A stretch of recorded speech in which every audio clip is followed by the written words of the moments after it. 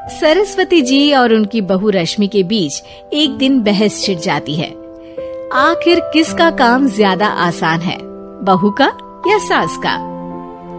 माँ जी, सास को काम ही क्या है, आपके सारे काम उंगलियों पे तो हो जाते हैं। कुछ भी।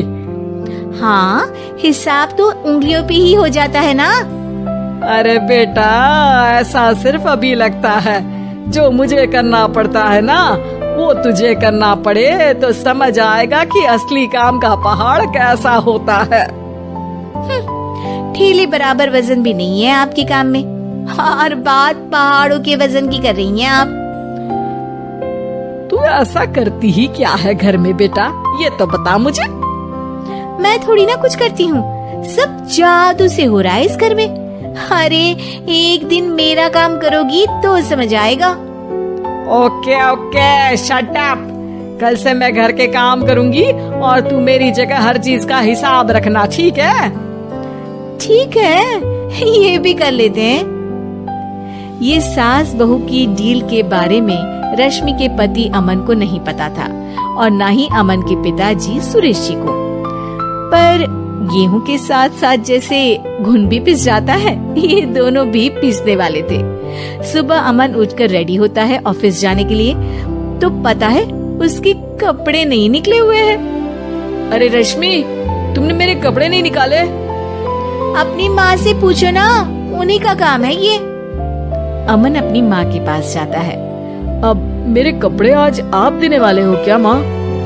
हाँ, देना तो मुझे ही चाहिए, पर तेरी बहू ने कपड़े धोने ही नहीं डाले, तो कोई भी धुला हुआ कपड़ा नहीं है बेटा। हैं? ऐसा क्यों? कपड़े तो धोने आप ही देते हो ना माँ?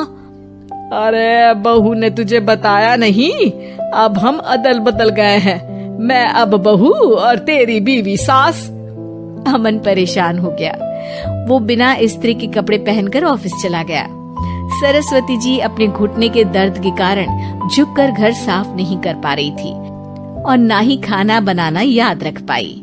उधर रश्मि पहले ही दिन घर की चाबी घुमा चुकी थी और 300 रुपए का हिसाब अलग नहीं मिल रहा था। पर दोनों का ही घमंड कैलाश पर्वत से भी बड़ा था और दोनों ही खेमे एक दूसरे की बात मानने को बिल्कुल तैयार नहीं थे। शाम को जब सुरेश जी और अमन खाना खाने बैठते हैं तो सरस्वती जी उनके सामने गाजर और पपीते लाकर रख देती हैं। अरे माँ, ये क्या है? ख्याली पुलाव के साथ सलाद। माँ जी खाना बनाना भूल गई लगता है। अरे एक एक चमन्नी का हिसाब है मेरे पास, खाना बनाना कैसे भूल जाऊंगी? ये तो मैंने पढ़ा था कि फल फ्रूट खाने से सेहत अच्छी रहती है, इसीलिए ये ले एक फल खा ले। रात को सुरेश जी और अमन अपनी मीटिंग बिठाते हैं अकेले में। बाबूजी, इनकी लड़ाई के कारण ना हमें ठीक से खाना मिल रहा है, उल्टा घर के सारे काम रुक गए हैं। हाँ बेटा, 2 भैंसों की लड़ाई में बेचारे खेत के पौधों का भी नुकसान हो रहा है। पर पापा, क्या बताऊं आपको, मैंने माँ को इस महीने की 2 तारीख को बिजली के बिल के पैसे दिए थे।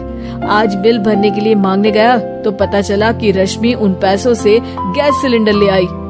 अच्छा, तो सिलेंडर के पैसों का क्या हुआ? अब सिलेंडर के तो कोई पैसे नहीं थे बाबूजी, हमारे घर पर गैस की पाइपलाइन लगी है ना।